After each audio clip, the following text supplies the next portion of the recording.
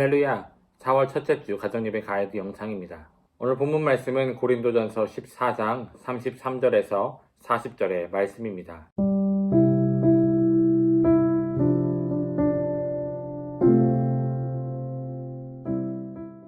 첫 번째 질문입니다.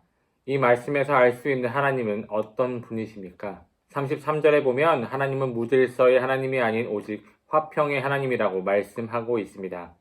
우리 하나님은 화평을 이루시는 분입니다. 교회 안에서의 많은 은사들 가운데 하나님께서는 어느 하나를 더 세우시고 갈등을 만드는 분이 아니십니다.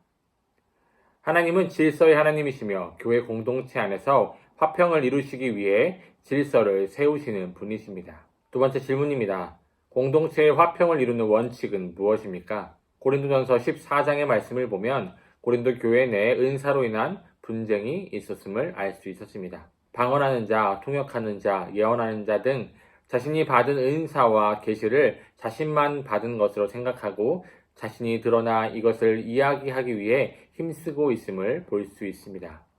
그러나 36절에서 사도 바울이 하나님의 말씀이 너희로부터 난 것이냐 또는 너희에게만 임한 것이냐 라고 말씀한 것처럼 그렇게 자신만 드러내고 하는 성도들을 향해서 하나님의 말씀은 그 사람에게서 난 것이 아니고 성령님께서는 그곳에 있는 모든 이들에게 임하시고 말씀을 주신 것이라고 이야기하는 것입니다.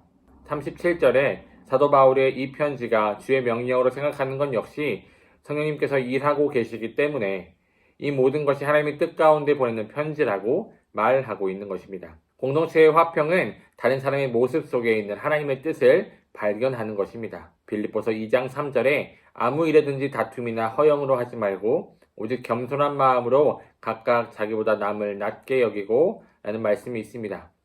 겸손한 마음으로 공동체를 섬기는 것이 화평의 원칙입니다. 자신에게 주신 하나님의 말씀과 하나님의 뜻을 자기를 드러내는 데 쓰지 않고 겸손하게 공동체를 위해 하나님을 위해 사용하고 일하는 것이 공동체의 화평을 이루는 것입니다. 세 번째 질문입니다. 공동체를 위해 봉사하는 올바른 자세는 어떤 것입니까? 예언은 하나님의 인격과 성품을 이해하고 이에 비추어 하나님의 뜻을 전하는 것이며 방언은 하나님의 언어로 하나님의 뜻을 말하는 것입니다. 하지만 특별한 은사들을 한다고 해서 남보다 스스로 잘났다고 여기는 것이 문제가 되는 것입니다. 이 은사들을 하나님께 영광을 돌리기 위해 이를 금하지 말라는 것입니다. 이것을 더욱 사모하라는 것입니다. 은사들을 무시하거나 배척하지 말고 예언하기를 또한 방언하기를 사모하되 섬기는 마음으로 하라는 것입니다. 즉 영적인 열정과 탁월함을 사모하되 항상 겸손한 마음을 잊지 말 것을 이야기하는 것입니다.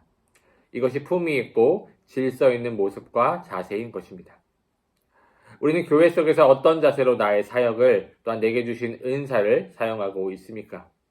혹 나를 드러내기 위해 이 은사들을 사용하지는 않았는지, 하나님을 높이기만을 위해 사용했는지 우리의 모습을 돌아보며 나눔을 진행해 주시고 하나님의 은사를 사모하며 또한 하나님의 영광을 위해 교회의 품위와 질서를 세우기 위해 힘쓰는 우리 가정이 될 수 있도록 권면해 주시기 바랍니다.